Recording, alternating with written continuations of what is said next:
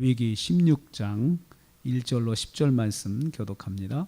오늘 말씀은 아론의 두 아들이 죽었다. 죽은 후에 하나님께서 말씀하셨다라고 했는데요.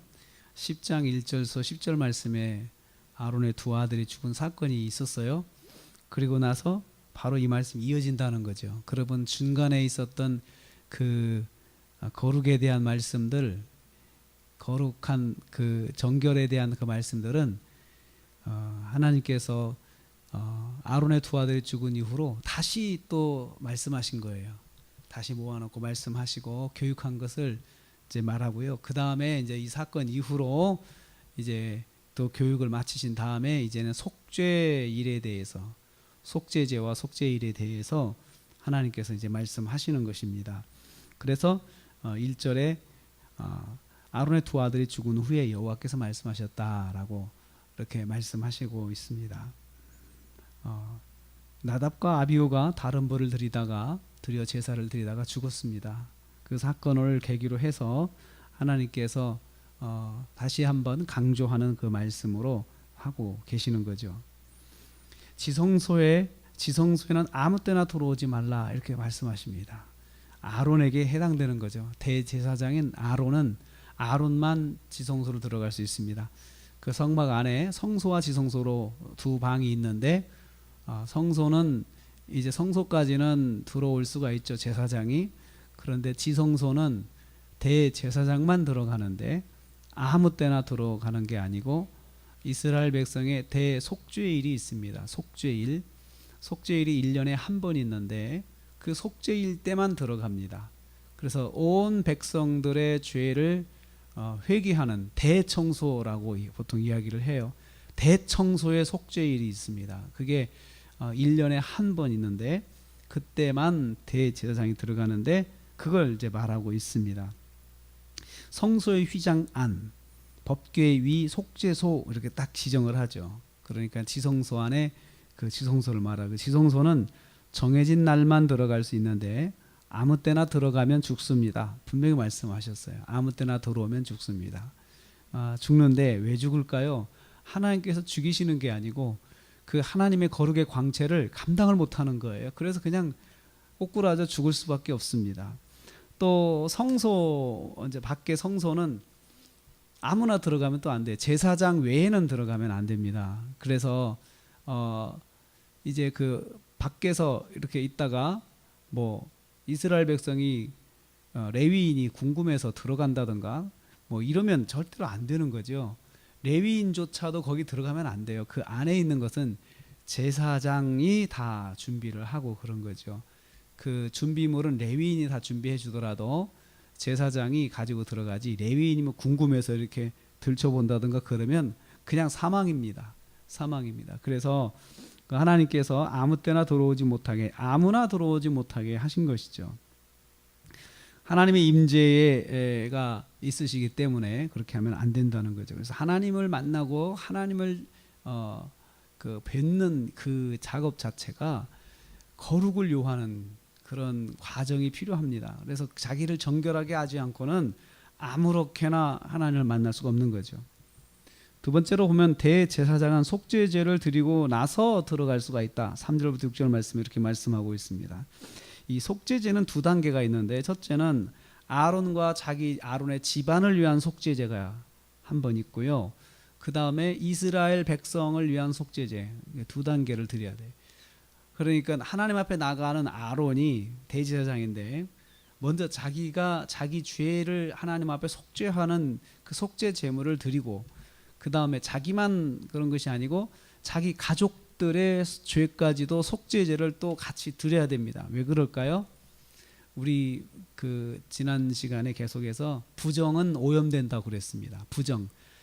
가족들이 부정해서 가족들이 죄를, 아버지 모르는 가운데, 아론 모르는 가운데 자녀들이, 그 손주들이, 그 가족들이 범죄했어요. 또 부정을 또 탔어요. 부정에 손을 댔어요. 아버지는 몰라요. 그런데 모르는 가운데 오염이 되잖아요. 그러면 자격이 상실되는 것이에요. 그렇기 때문에 그 가족의 모든 죄까지도 다 속죄하고 하나님 앞에 나가야 되는 것입니다. 그것만이 아닙니다. 다음으로는 백성들의 죄도 속죄해야 돼요. 나가려면 백성들의 죄도 속죄제를 드리고 나서 들어가는 거죠. 들어가는 거죠. 그러면 제사장은 영적으로 자기 가정에 대한 책임도 있고 또 하나님의 백성들에 대한 책임이 있는 거예요. 그 책임을 다 자기가 짊어지는 거예요. 백성들이 죄를 지면 제사장이 짊어지는 거예요. 제사장이 그 속죄제를 다 드리고, 백성들이 약 200만이 넘는 백성들이 누가 어떤 죄를 지은지를 어떻게 알겠습니까? 그런데 그것을 한꺼번에 다, 누가 무슨 죄를 지은지 모르지만 하나님께서 그 대제사장이 그 속죄제를 드려서, 백성을 위한 속죄제를 드려서 하나님 앞에 나와야 된다라고 그렇게 말씀하고 있어요. 그래서 백성을 위한 속죄제로는 염소, 순염소 2마리와 번제물 양 1마리를 드리는데, 여기서 이제 중요한 그 말씀이 나옵니다. 아사셀 염소를 뽑아가지고 이제 광야로 보내는 의식이 여기서 나오게 되는데, 백성을 위한 속죄를 할 때 염소 2마리를 이제 가지고 갑니다. 가지고 가서 염소 2마리를 놓고 제비를 뽑아요. 제비를 뽑아서 제비에는 2개의 답이 있습니다. 하나는 여호와를 위하여라고 하는 답이 있고, 하나는 백성을 위하여라는 답이 있습니다. 뽑아가지고 이 염소한테고 딱 뽑았는데, 이 염소가 여호와를 위한 염소가 되면 이 염소는 이제 제물이 되는 거, 죽는 거죠. 그런데 백성을 위하여라고는, 아사셀을 위하여라고 하는 그런 제비가 딱 뽑히면 이 염소는 죽지 않습니다. 제물로는 죽지 않고, 대신 이 염소가 그 죽은 염소의 피를 좀 뿌려가지고 이 염소를 데리고 나가면, 진영 밖으로 가지고 나가서 광야로 내보냅니다. 이 염소를.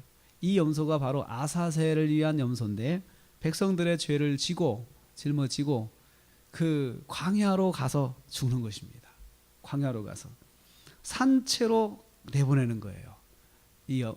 그러면 이 척박한 광야에서 이 아사셀이 막 헤매다가, 이 염소가 헤매다가 이제 물도 없고 이제 먹을 것도 못 먹고, 그러다가 나중에는 이제 죽겠죠. 목말라 죽고 굶어 죽고 말라 죽고 이렇게 되겠죠. 그렇게 아사셀 염소를 산채로 내보내는 의식을 하는데, 그게 백성을 위한 속죄 의식입니다. 속죄 의식입니다.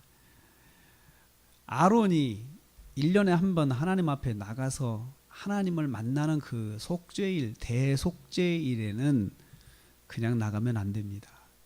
그래서 거기에는 또 제물도 준비할 뿐만 아니고 몸을 깨끗하게 씻고 거룩한 제사장의 옷을 철저하게 갖춰 입어야 돼요. 씻거나 철저히 갖춰 입고, 자기 몸은, 인간적인 몸은 딱 감추고 그렇게 하고 하나님의 거룩한 옷을 입고 나가는데, 제물을 드려서 제사를 드리고 나서 자신이 정결하게 한 다음에 속죄소로 들어가는 것이에요. 그렇게 하나님을 만나는 것이 그렇게 철저한 준비가 필요했습니다. 여기서 희생 제물을 통해서 백성들이 죽어야 할 죄, 아론이 죽어야 할 죄, 또 아론의 자녀들과 가족들이 죽어야 할 죄를 희생 제물이 담당하고, 그리고 나서 깨끗하게 정결하고 나서 하나님 앞에 나갔습니다. 우리는 하나님을 계속해서 이 레위기에서 만나면서 뵈면서 정말로 정결하신 하나님, 정말로 깨끗하신 하나님, 거룩하신 하나님인 것을 우리는 늘 기억해야 합니다. 그래서 우리 자신도 하나님 만날 때 깨끗하게 늘 그 마음을 가지고 있어야 합니다. 우리가 보통 무슨 일을 하다가 누가 와서 악수를 하게 되면은 그냥 악수 못 하잖아요. 막 이렇게 닦고라도 하잖아요. 닦고라도. 왜요? 저쪽이 깨끗하니까 그렇잖아요. 그게 예의잖아요. 정결하신 하나님을 우리가 매일 예배 때 만난다면 우리가 회개하지 않고는 만날 수가 없어요.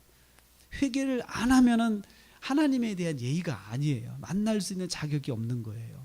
그래서 날마다 우리 죄를 십자가 앞에 내려놓고 회개하고 하나님을 만나는 것입니다.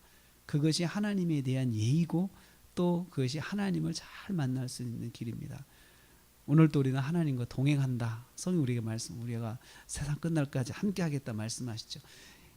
동행하시는 은혜를 입으려면 우리가 늘 십자가 앞에 있어야 돼요. 그리고 우리가 늘 우리를 돌아보고 정결한 삶을, 정결한 모습으로 우리를 자꾸 다듬어야 동행의 효과가 있고 동행의 능력이 나타나는 것입니다. 오늘 하루도 저와 여러분이 정결하신 하나님, 거룩하신 하나님과 동행하는 이 하루의 일정에서 항상 깨끗하고 또 십자가를 의지해서 승리한 하루 되시기를 주님의 이름으로 축복합니다.